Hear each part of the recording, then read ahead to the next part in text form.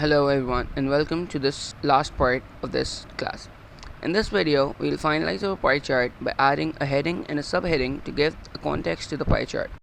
First, we'll select the type tool and type the heading in a big font size. I'll use 50 pixels for now and we'll change it later on. I'll keep it center aligned with the pie chart.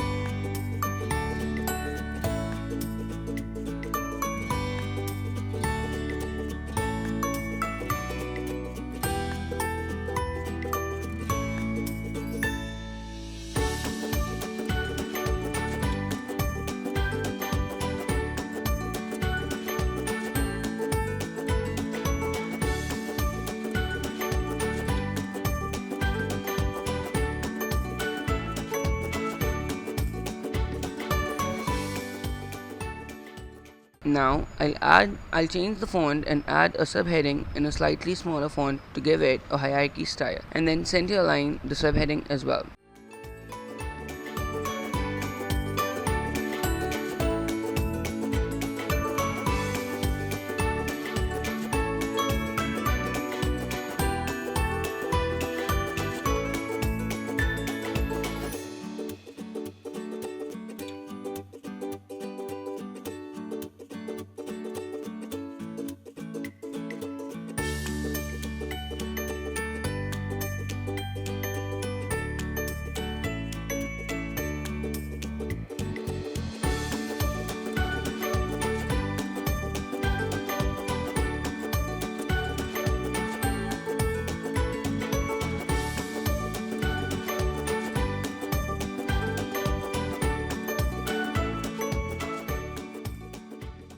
Now, as I mentioned in the first video, I'll give the heading a hand lettering style, and for that I'll change the font type to one that's more bold and heavy.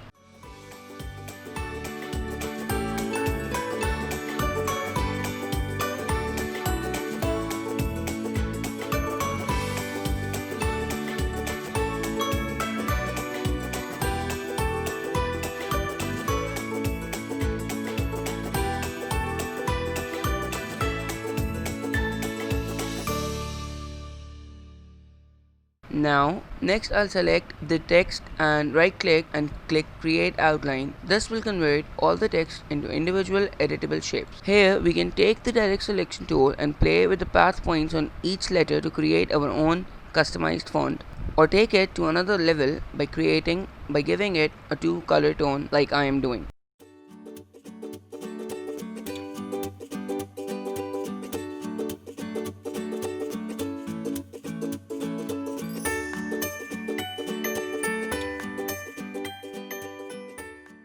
First, I'll group the individual letters shape, then I'll select the pencil tool and draw random overlapping curvy lines over the bottom of the text.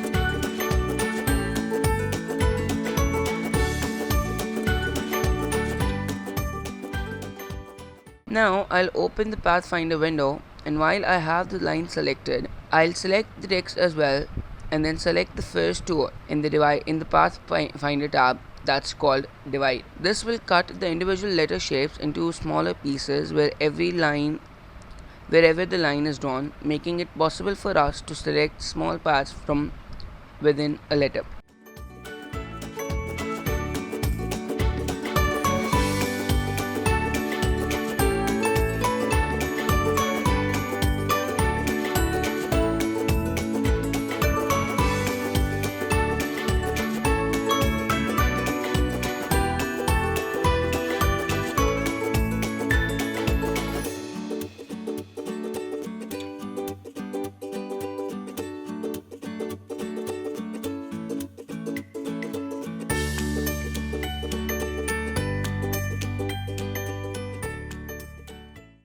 Now we can select one big part from the top of each shape, but first we have to ungroup these shapes so that we are able to use individual parts of the shape. For this we'll use the Ctrl Shift G keyboard shortcut and then select one big part of every letter from the top and give all of them a different color. I'll give the same color to the subheading as well.